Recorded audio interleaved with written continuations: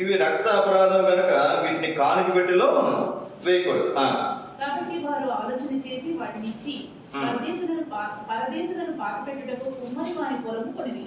అందువలన నేటి వరకు ఆ పొలము. చాలండి. ఇక్కడ మీరు జాగ్రత్తగా ఆలోచన చేయండి. దేవుని వాక్యంలో ఇక్కడ మనం జాగ్రత్తగా ఆలోచన చేస్తే ఇస్కరియోతు యూదా నాడు తాను ఏం చేశాడు చెప్పండి? యేసుక్రీస్తు వారిని అప్పగించేశాడు యేసుక్రీస్తు వారిని అప్పగించేసిన తర్వాత ఆయన సిలువకి వేస్తుంటే అప్పుడు పశ్చాత్తాపడ్డాడు. యూదా కూడా పశ్చాత్తాపడ్డాడు. కానీ ఎవరి దగ్గర పడ్డాడు? మనుషుల దగ్గర పడ్డాడు. పేతురు కూడా పశ్చాత్తాపడ్డాడు. ఎక్కడ పడ్డాడు? యేసుక్రీస్తు వారి దగ్గర పశ్చాత్తాపడ్డాడు. మనం కూడా తప్పు చేసుకుంటే ఎవరి దగ్గర పశ్చాత్తాపడాలి? దేవుని దగ్గర పశ్చాత్తాపడాలి. సౌలు కూడా పశ్చాత్తాపడ్డాడు. ఎక్కడ? కర్ణప్రసాద్ దగ్గర పశ్చాత్తాపడ్డాడు. తిండి తెల్ల రాత్రంతా కనికరించబడ్డా? లేదు. దావీదు ఎక్కడ పశ్చాత్తాపడ్డాడు? ప్రవక్త రాగానే ప్రవక్త ఎదుట అలాగే దేవుని ఎదుట ప్రార్థన చేశాడు. అయ్యా నేను నీకు విరోధంగా పాపం చేశాను. కీర్తన కింద 51 అధ్యాయం. ఇక్కడ యూదా ప్రధాన దగ్గరికి పోయి ఏమన్నాడు చెప్పండి? నేను నిరపరాధ రక్తాన్ని అప్పగించాను, ఇవన్నీ మీ 30 విన్నాలు మీరే తీసుకోండి అంటే వాటితో మాకేం పని, నువ్వే తీసుకోమన్నారు. అప్పుడు ఆ విన్నాలు అక్కడ అతను పడేసిపోతే ఇప్పుడు వాళ్ళేమన్నారు చూడండి, ఇది రక్త అపరాధము, ఇది రక్త క్రయధనము అంటే ఆ నిరపరాధి రక్తానికి ఇది క్రయధనం. కాబట్టి వీటిని ఏం చేయకూడదు? కానుకపెట్టెలో వేయకూడదు. కానుకపెట్టెలో మనం చూసాం అప్పుడు తిరుపతి కుండీలో 1 కోటి రూపాయలు వచ్చినాయి అంటారు. 1 కోటి రూపాయలు వేసాడు, ఒక 2 కోట్లు వేసాడు కదండి. విన్నారు? అప్పుడప్పుడు ఎందుకు వేస్తాడు 1 కోటి రూపాయలు? వాడు న్యాయంగా సంపాదించిన డబ్బులో 1 కోటి రూపాయలు ఎవరైనా వేస్తాడా? మీరు ఆలోచించండి. న్యాయంగా వచ్చిన డబ్బులో 1 కోటి రూపాయలు ఎవరైనా తీసుకెళ్ళి దేవునికి ఇస్తాడా? అన్యాయంగా 100 కోట్లు 50 కోట్లు వస్తాయి. ఆ పాపం కడుక్కోవడం కోసం ఈ పాలు ఎవరికి సరే ఎప్పుడు తీసుకుపోయి దేవుడు కూడా వేస్తాడు. అన్యాయంగా వచ్చినటువంటి తప్పు గుర్తుపెట్టుకోనండి. అక్రమంగా సంపాదించిన డబ్బు కానుకపెట్టెలో వేయకూడదు. ఇది రక్త క్రయ ధనము. దీని ఎందులో వేయకూడదు చెప్పండి? కానుకపెట్టెలో వేయకూడదు. మీరు కానుకపెట్టెలో వేస్తే ఏమి వేయాలి? దశభాగాలు వేయాలి, ప్రథమ ఫలాలు వేయాలి, స్వేచ్ఛార్పణలు, హృదయార్పణలు, కృతజ్ఞతార్పణలు, మొక్కుబడి. ఏదైనా మీరు దేవునికి అనుకుంటే అది కూడా మీరు న్యాయంగా సంపాదించిన డబ్బులోనే. అన్యాయంగా సంపాదించిన డబ్బులు 1 రూపాయి కూడా కానుకపెట్టెలో మీరు వెయ్యొద్దు. మరి ఏం చేయాలి? వాటిని ఇక్కడ ఏం చేశారంట? డబ్బు పడేశారా? కాల్చేశారా? పరదేశులను పాతి పెట్టడానికి ఒక స్థలాన్ని కొన్నారు. కుమ్మరివారి స్థలం కొన్నారు, పొలం కొన్నారు. అక్కడ పరదేశులు మరి వేరే ఊరు వాళ్ళు ఎవరైనా వచ్చిన వాళ్ళు చనిపోతే వాళ్ళు పాతి పెట్టడానికి శ్మశాన భూమిగా ఒక స్థలాన్ని కొన్నారు. ఇంకొక మాట మీకు జ్ఞాపకం చేస్తారు. యెషయా గ్రంథం 23 అధ్యాయం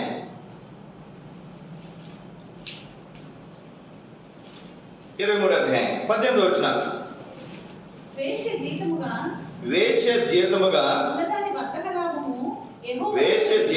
ఉన్న దాని వర్తక లాభము యెహోవాకు ప్రతిష్ఠితమగును. అది కూర్చబడదు, ధననిధిలో వేయబడదు. యెహోవా సన్నిధిని నివసించు వారికి సంతుష్టి ఇచ్చు భోజనములకును ప్రశస్త వస్త్రములకును ఆ పట్టణపు లాభము.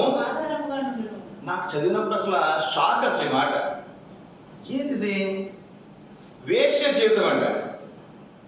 వేశ్య చేసేదే దుర్మార్గమైనటువంటి అక్రమైనటువంటి పని.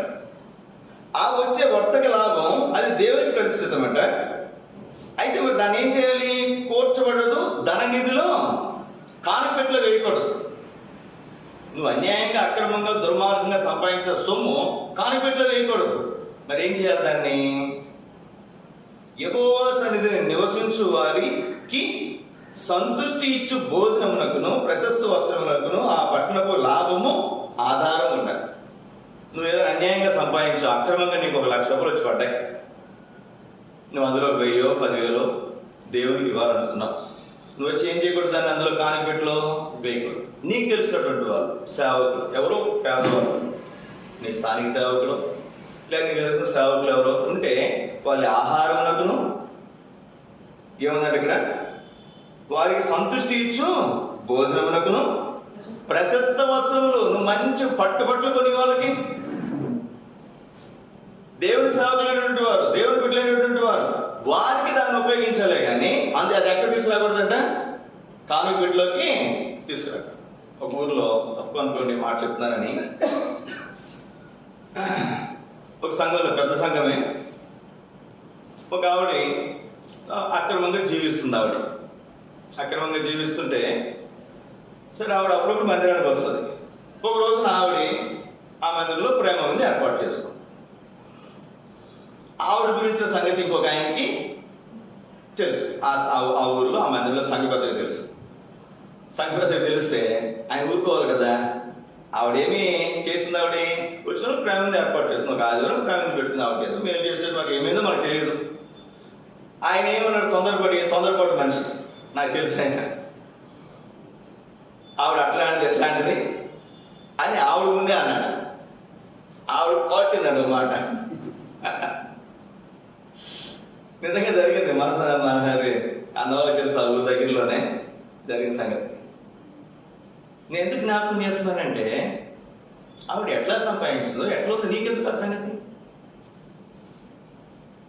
బైబిల్లో రాయబడినటువంటి సంగతులు మనం ఆధారంగా తెలుసుకోవాలి. వాటిని ఏం చేయకూడదు, అక్రమంగా సంపాదించినవి కానుకట్లు వేయకూడదు. నువ్వు సేవకులకి సంతృష్టమైనటువంటి భోజనం పెడతావు పెట్టు, దేవుని బిడ్డలకు సంతృష్టికరమైనటువంటి భోజనం పెడతావు పెట్టు, నువ్వు ఏమైనా చేయి. బైబిల్లో రాయబడింది కదా, సేవకులైనా దేవుని బిడ్డలు కూడా పెట్టు. సంతృష్టికరమైనటువంటి చక్కటి విందు ఏర్పాటు చేయి. నీకు అన్యాయంగా అక్రమంగా ఎక్కడి నుంచో డబ్బులు వచ్చి పడ్డాయి, అందరికి చక్కటి విందు ఏర్పాటు చేయి. అంతేగాని వాటిని తీసుకొని చక్కటి పెట్టకూడదంట, దేవుని కానుక పెట్టెలో వేయకూడదు. మళ్ళా ఆ పాపంలో ఎవరికి భాగం ఇవ్వకూడదు, దేవునికి భాగం ఇవ్వకూడదు. గుర్తుపెట్టుకున్నాయి. కొంతమంది ఎట్లా ఉంటారంటే, ఎవరైనా మాలాంటి వాళ్ళు సేవకులు డబ్బులు ఇచ్చారు. కొంతమంది అంతకుముందు నేను అడిగాను, ఇదేంటి, దేనికి సంబంధించి, ఎలా వచ్చినాయి, న్యాయంగా వచ్చినాయి, అన్యాయంగా వచ్చినాయా అడిగేవాడు కొన్నిసార్లు మనకి ఏదైనా తెలిసినప్పుడు. కానీ ఈ మాట చదివిన తర్వాత అడగాల్సిన అవసరం లేదు. వాడు న్యాయంగా సంపాదించాడు, అన్యాయంగా సంపాదించాడు మనకి అనవసరం. యోగ గ్రంథంలోనే ఎక్కడ ఉంటుంది, నీతిమంతుల కొరకు సంపాదించే పని దేవుడు ఎవరికి అప్పగించాడంట? పాపాత్ములకు అప్పగించాడంట. నీతిమంతుల కొరకు సంపాదించే పనిని దేవుడు ఎవరికి అప్పగించాడు చెప్పండి? పాపాత్ములకు అప్పగించాడు. పాపాత్ములు సంపాదించి ఎవరి చేతులు పెడతారు చెప్పండి? ఒక నీతిమంతుని చేతిలో దాన్ని పెట్టి పడిపోతాడు. కాబట్టి మనం జ్ఞాపకం పెట్టుకుందాం, దేవుని బిడ్డలైనటువంటి మనం జ్ఞాపకం పెట్టుకుందాం. 4వ తలంపులో మీకు జ్ఞాపకం చేస్తాను నేను. 4వ తలంపుగా దేవుని వాక్యంలో నుండి మార్క్స్ వార్త, మత్తయి సువార్త 21వ అధ్యాయం.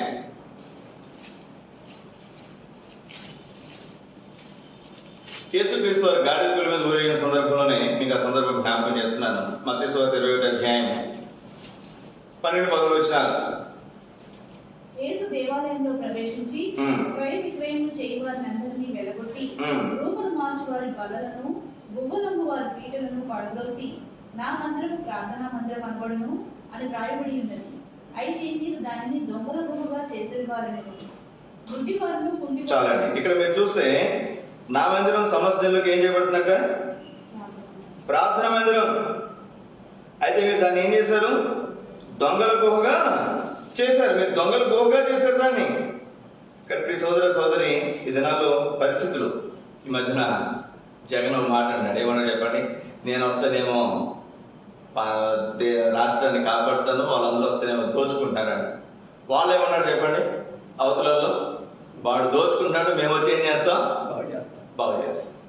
ఎవరికి వాళ్ళు ఎదుటి వారికి ఎలా కనపడుతుంది చెప్పండి? దోచుకుంటారు. వాళ్ళు దోచుకుంటారు. ఎవరు దోచుకోకుండా ఉంటారు చెప్పండి? అధికారంలో ఉన్న ప్రతి ఒక్కరు కూడా ఎవరైనా సరే అతని పరిధిలో అతను దోచుకోవడానికే ప్రయత్నం చేస్తాడు. ఎక్కడో 100కి 1,00,000కి ఒక్కడు, 100 మందిలో ఒకడు ఇద్దరు ఉంటాడేమో ప్రజలకు సేవ చేయాలన్నటువంటి తాత్పర్యం. వాడు ఆస్తులు కాపాడుకోవడానికైనా ఇంకా ఎక్స్ట్రా దోచుకోవడానికైనా ప్రయత్నం చేసేవాళ్ళు ఎక్కువ. ఇక్కడ మన జ్ఞాపకం చేయబడుతున్నటువంటి మాట, దేవుని మందిరం కూడా అట్లాగే ఉందండి. దేవుని మందిరాలు మొదటి తరం చాలా చక్కగా ఉంటుందండి. అది భక్సింగ్ గారైనా, ఏసన్న గారైనా, లేదా ఇంకొకరైనా మొదటి తరం మాత్రం అద్భుతం, ఆశ్చర్య. రెండో తరం దగ్గరికి వచ్చేసరికి, మూడో తరం దగ్గరికి వచ్చేసరికి ఎవడో ఉంటాడు, నాలుగు మీలాంటాడు, ఎవడో ఉంటాడు. ఏం చేస్తాడు చెప్పండి? దోచుకోవడానికి ప్రయత్నం చేస్తాడు. దోచుకోవడానికి. ఒక రోజు నా మందిరంలో డబ్బులు తేడా పడుతున్నాయి. ఒక ఆయన చూశాడు. నలుగురు, చాలా పెద్ద మందిరం అది, సంఘ పెద్దలందరూ కూర్చొని, 10 సార్లు కూర్చొని కానుకలు లెక్క పెడతారు. ఒక ఆయన డబ్బులు దొంగతనం చేస్తాడు. అతనికి తెలియకుండా సీసీ కెమెరా పెట్టారు. నలుగురు టేబుల్లో కూర్చున్నారు అనుకోండి, ఇప్పుడు ఎదురు కూర్చున్నాడు, ఇక్కడ నేను నా స్థానంలో అక్కడ కూర్చున్నాడు, కానీ ఎదురుగా సీసీ కెమెరా పెట్టారు. అతనికి తెలియదు బాబు. ఆ వీడియో పంపిస్తే నాకు షాకు. మన సహవాసం, బయట సహవాసం కూడా కాదు. ఆయన ఓన్లీ 500 అయితే లెక్క పెడతాడు. ఆయన వేసుకొచ్చాడు, పైన ఏమంటారు సఫారీ సూట్ లాంటి ఒకటి వేసుకొచ్చాడు. ఏమంటారు దాన్ని, అయ్యారు ఏమంటారంటే పైన కోట్ లాగా వేసుకొస్తారు కదా, మా షర్టు పైన కోట్ లాగా జాకెట్ లాంటిది ఒకటి వేసుకొచ్చాడు, కోట్ లాంటిది, సఫారీ డ్రెస్ లాంటిది. దానికి లోపల షర్ట్ లోపల జైలు ఉంది. లెక్క పెడుతూనే సీసీ కెమెరాలో కనపడుతుంది. అర్థం తెలియదు సీసీ కెమెరా ఉన్న సంగతి. ఒక 20-30 కాగితాలు ఉంటాయి చేతిలో, అందులో 15-20 కాగితాలు లెక్క పెడుతూ ఇట్లా పెట్టి లెక్క పెడతాడు. కరెక్ట్గా వీడియోలో క్లియర్ కనపడింది. చూడండి ఎంత అన్యాయం. ఎక్కడ డబ్బు అది? దేవుని మందిరంలో దేవుని ప్రజలు తీసుకొచ్చేటట్టు డబ్బు. ఒక ఊర్లో తల్లిదండ్రులు ఉన్నటువంటి కానుకపెట్లు ఏం చేస్తారంటే, పెద్ద మందిరం పైన అనుకోండి, కింద సంఘ పెద్దల రూమ్ ఉంటుంది. ఆ కానుకపెట్లన్నీ కూడా ఏం చేస్తారమ్మా, ఆ రూమ్లో తీసుకొచ్చి పెడతారు. తీసుకొచ్చి పెట్టాలి కదా. కొన్నిసార్లు కొంతమంది ఏం చేస్తారంటే పైన పెడతారు కాగితాలు, నొక్కరు. పైకి అందిన కాగితాలు పైకి అందినట్టు వచ్చిన ఓసలను తయారు చేసుకున్నాడు. ఓసలను తయారు చేసుకుని దాంతో లాగేవాడు. ఏది 500 కాగితాలు మాత్రం లాగేవాడు. ఒక రోజున ఏం జరిగింది, ఒక ఆయన వాళ్ళ బంధువులు ఎవరు ఇస్తే దర్శన భాగం ఒక కవర్లో పెట్టి, ఒక 5,000 ఎంతో కట్ట కవర్లో పెట్టి ఆయన వేసాడు. చివరిలో ఆయన వేసాడు. ఆ కానుకపెట్టు ఫుల్ అయిపోయింది. మన కానుకపెట్లు అయితే ఖాళీగా ఉంటాయి. అవన్నీ పెద్ద సంఘాలు కాబట్టి నిండిపోయింది కానుకపెట్టు మాత్రం. ఆ కట్ట పైన కనపడుతుంది. చేతులు తీసుకోవడానికి వచ్చేస్తున్నాడు పైకి. ఈ కానుక ఇంకా తీయాల్సిన అవసరం లేదు కదా, ఆ కవర్ తీసుకొని జైలు పెట్టుకున్నాడు. వేసిన ఆయన ఎవరు? ప్రతి ఆధారం కానుకలు లెక్క పెట్టేవాడు. ఈయన ఏం చేశాడు? కూర్చున్నప్పుడు ఆ కవర్ కోసం చూస్తే కవర్ దొరకలేదు. ఇదే నేనే కదా వేసింది, చివరిలో అందరికంటే చివరిలో వేసింది నేనే. మళ్ళీ భోజనం అయిన తర్వాత వచ్చి కానుకలు లెక్క పెడుతుంది కూడా నేను. ఈ మధ్యలో ఏమైపోయింది, కవర్ ఏమైపోయిందని అసలు ఎవరిది కానుక పెట్టి తీసుకొచ్చారని చెప్పి వాళ్ళు తీసుకొచ్చి అడిగితే ఒప్పుకున్నాడు.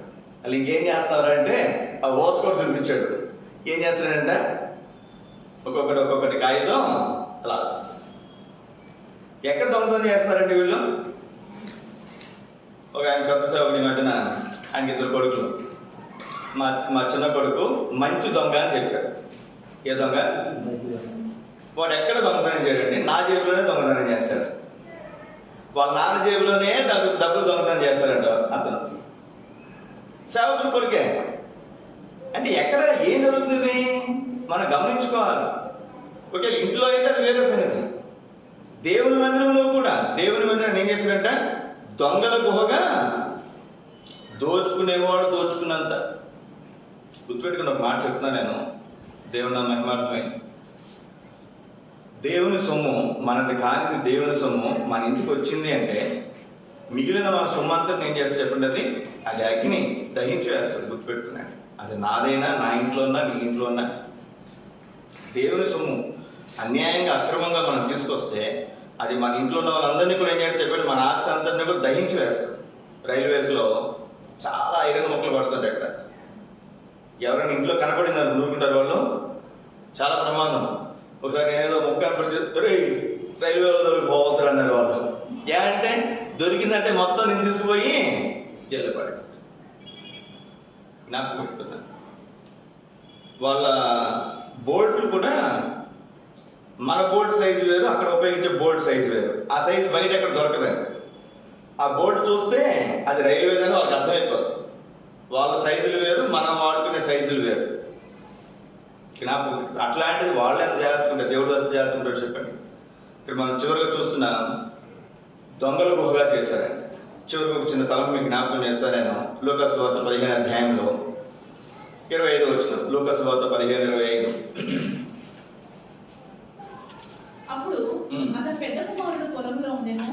వాడు పొలం నుండి వచ్చుచు ఇంటి దగ్గరికి రాగా వాద్యములను నాట్యమును జరుగుట విని దాసులలో ఒకటి పిలిచి ఇది ఏమిటని అడగక, ఆ దాసుడు అతనితో నీ తమ్ముడు వచ్చి ఉన్నాడు, అతడు తన యొద్దకు సురక్షితముగా వచ్చినందున నీ తండ్రి క్రొవ్విన పశువును వధించనెను. అయితే అతను కోపపడి లోపలికి వెళ్ళనుండకపోయాడు. కనుక అతని తండ్రి వెలుపలికి వచ్చి లోపలికి రమ్మని బతిమాలుకొనెను. అందుకు అతడు తన తండ్రితో, ఇదిగో ఇన్ని ఏళ్ల నుండి నిన్ను సేవించుచున్నాని నీ ఆజ్ఞ నేను ఎన్నడూ మీరలేదే. అయినను నా స్నేహితులతో సంతోషపడినట్లు నీవు నాకు ఎన్నడూ ఒక మేకపిల్లనైనను ఇయ్యలేదు. అయితే నీ ఆస్తిని వేశ్యలతో తినివేసిన ఈ నీ కుమారుడు రాగానే వీని కొరకు క్రొవ్విన పశువును వధించితివని చెప్పాను.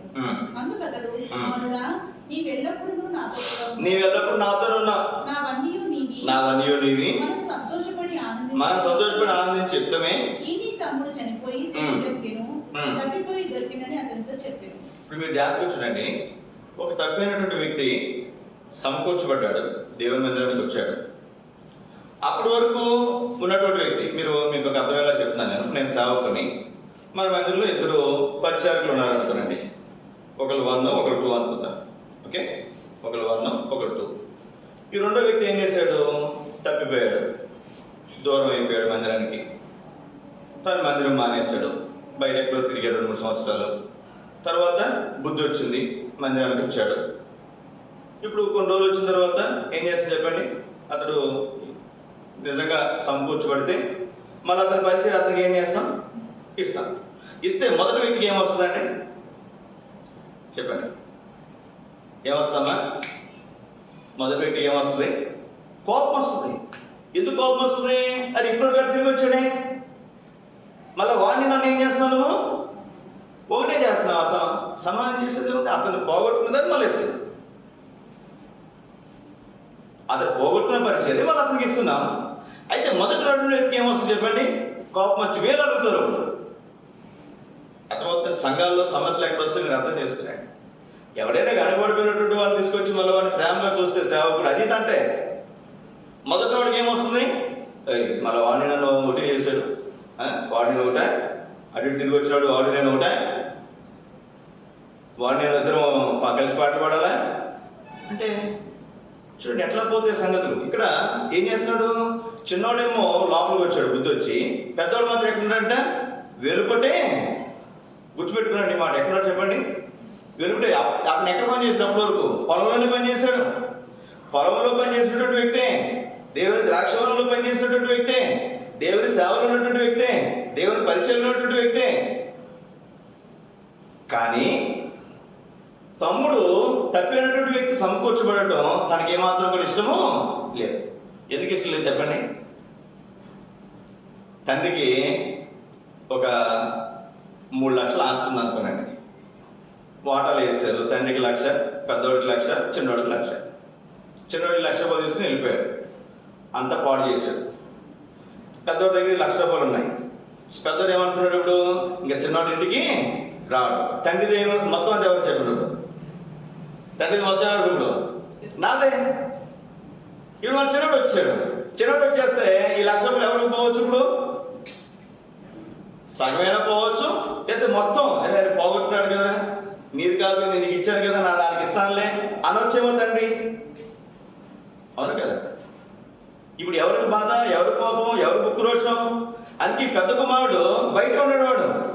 ఇప్పుడు తండ్రి మీరు జాగ్రత్తగా గమనించండి. తప్పినటువంటి కుమారుడు వస్తేనేమో ఇంట్లోకి వచ్చే వరకు బయటికి పోలేదు తండ్రి. అదే పెద్ద కుమారుని పిలవటానికి ఎక్కడికి చెప్పండి? వెలుపటికి వెళ్ళి రే నాయన రారా, నావన్నీ నీయే కదరా, ఇది మన తమ్ముడు కదరా, నీ తమ్ముడు కదరా, మనం సంతోషించడం న్యాయం కదరా, ఎంత చెప్పు విన్నాడా? లోపలికి వచ్చాడా? రారా. జ్ఞాపకం పెట్టుకుంటా. మనం కూడా చాలాసార్లు దేవుళ్ళు ఉన్నామనుకుంటాం. ఈ పెద్ద కుమారుడు ఎక్కడ చెప్పండి? అప్పటి వరకు తండ్రితోనే ఉన్నాడు. తండ్రి పొలంలోనే పనిచేస్తున్నాడు కదండి, తండ్రితోనే కలిసి ఉన్నాడు, తండ్రి ఇంట్లోనే ఉన్నాడు. కానీ చివరికి వెలుపుట మిగిలిపోయాడు. మనం కూడా చాలామంది మొదటి వారు కడపటి వారు అవుతారు, కడపటి వారు మొదటి వారు. జ్ఞాపకం పెట్టుకుందాం.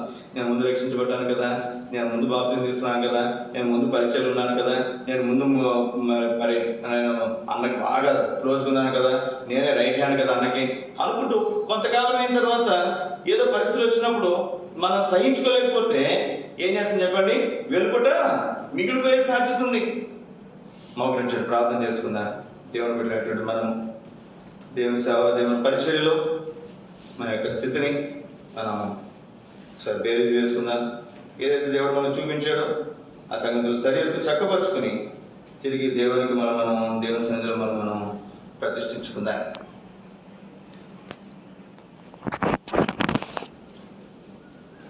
రక్షణ వస్త్రాలు ఉన్నాయా?